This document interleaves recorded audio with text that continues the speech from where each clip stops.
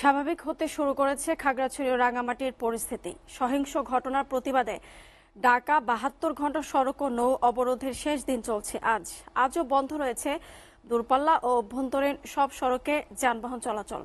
অবরোধের কারণে সাজেকে আটকে পড়া পর্যটকদের এখনও ফিরিয়ে আনা সম্ভব হয়নি, যেখানে আটকা পড়েছেন প্রায় ১,৪০০ পর্যটক। এদিকে মোহাম্মদ মামুন হত্যার ঘটনায় খাগড়াছড়ি সদর থানায় একটি হত্যা মামলা দায়ের করা হয়েছে। সদর থানার ওসি আব্দুল বাতেন মৃধা জানান, মামুনের স্ত্রী মুক্তা আক্তার বাদী হয়ে এই মামলা দায়ের করেন। ৩ আসামির সবাই বাঙালি, তাদের মধ্যে ২ জন আওয়ামী লীগের রাজনীতির সাথে জড়িত। এছাড়া অজ্ঞাতনামা আরও ১০ থেকে ১২ জন পাহাড়ি ও বাঙালিকে আসামি করা হয়। গেল ১৮ তারিখ আগস্ট ভোরে জেলা সদরের শালবন এলাকার বাসিন্দা মোহাম্মদ মামুনকে চুরির অভিযোগ এনে পিটিয়ে আহত করার পর হাসপাতালে চিকিৎসাধীন অবস্থায় তার মৃত্যু হয়। খাগড়াছড়ির আরও খবর জানাতে সরাসরি যুক্ত হচ্ছেন সহকর্মী জসিম উদ্দিন মজুমদার। জসিম, খাগড়াছড়িতে সড়ক ও নৌপথ অবরোধ নিয়ে কি বলছেন স্থানীয়রা, জানাবেন।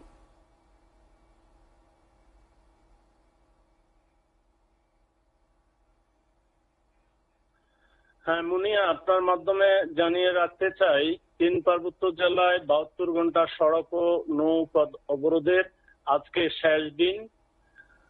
এখন পর্যন্ত এই অবরোধ শান্তিপূর্ণভাবেই চলছে, কোথাও কোনো অপ্রীতিকর ঘটনার সংবাদ পাওয়া যায়নি। গত ২ দিনের মতো আজও খাগড়াছড়ি থেকে কোনো দূরপাল্লার যানবাহন ছেড়ে যায়নি। আভ্যন্তরীণ সকল সড়কেও যানবাহন চলাচল বন্ধ রয়েছে।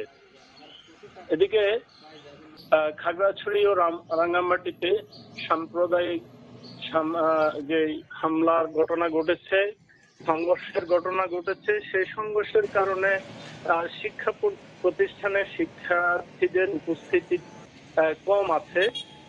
শহর কেন্দ্রিক যেসব বাজারগুলা বা প্রতিষ্ঠানগুলো আছে সেগুলা খোলা আছে। অন্যদিকে শহরের বাইরের যেসব প্রতিষ্ঠান রয়েছে, অনেক প্রতিষ্ঠানে আদৌ বন্ধ রয়েছে। সবচেয়ে বিপাকে পড়েছে খাগড়াছড়ি হয়ে সাজেকে বেড়াতে যাওয়া পর্যটকেরা। আপনি যেমনটা বলেছিলেন, প্রায় ১৪০০ পর্যটক আটকা পড়েছে। পর্যটকেরা একটা অবর্ণনীয় দুঃখ এবং কষ্টের মধ্য দিয়ে দিন কাটাচ্ছে, কারণ সেখানে এই মুহূর্তে পানির খুব সংকট রয়েছে এবং পাওয়ার সাপ্লাইও খুব সমস্যা করছে। তো তারা খুব কষ্টে আছে, তাদেরকে খাগড়াছড়িতে ফিরিয়ে আনার জন্য চেষ্টা করছে প্রশাসন সহ নিরাপত্তা বাহিনী। আরেকটা বিষয় আপনি বলছিলেন যে খাগড়াছড়িতে যে মামুন হত্যা মামলা হয়েছে, সেই মামলায় ৩ জন বাঙালিকে আসামি করা হয়েছে এবং ১০-১২ জন পাহাড়ি বাঙালি একে আসামি করা হয়েছে।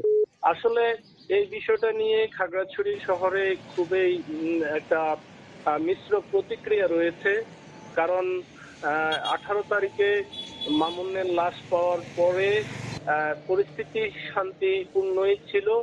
১৮ তারিখ দুপুরের দিকে যখন একটা ভিডিও ফুটেজ বিভিন্ন সামাজিক যোগাযোগ মাধ্যমে ছড়িয়ে পড়ে, যে ভিডিও ফুটেজে দেখা যায় যে কয়েকজন পাহাড়ি যুবক মামুনকে নির্যাতন করছে, তারপরে পরিস্থিতি কিন্তু উত্তপ্ত হয়ে ওঠে।